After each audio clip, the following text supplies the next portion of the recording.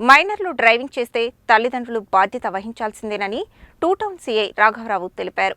వాహనం ఇచ్చిన ఓనరు మరియు తల్లిదండ్రులపై నేరుగా కేసు, భారీ జరిమానాలతో పాటు జైలు శిక్ష కూడా విధిస్తామని హెచ్చరించారు. నల్గొండలో మిర్యాలగూడ రోడ్డు షంస్నగర్లో జరిగిన ప్రమాదం పెద్ద హెచ్చరికగా మారింది. I-20 కారును మైనర్ బాలుడు అతివేగంగా నడుపుతూ కరెంటు స్తంభాన్ని ఢీకొట్టిన ఘటన తీవ్ర కలకలం రేపింది. ఈ ప్రమాదంలో కారు, కరెంటు స్తంభం తీవ్రంగా దెబ్బతింది. అయితే ఏ ప్రాణహాని జరగలేదు.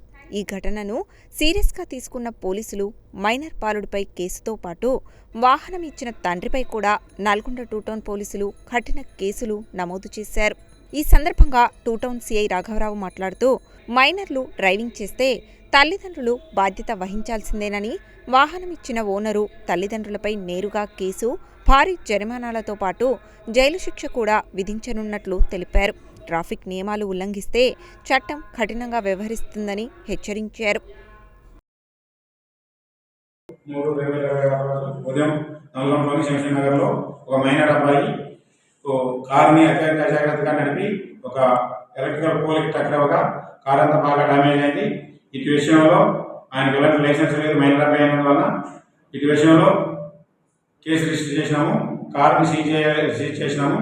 ఆ మైనర్ అబ్బాయి మీద మరియు ఆయన తల్లిదండ్రుల మీద, ఆయన తండ్రి మీద కూడా కేసు నమోదు చేయడం జరిగింది.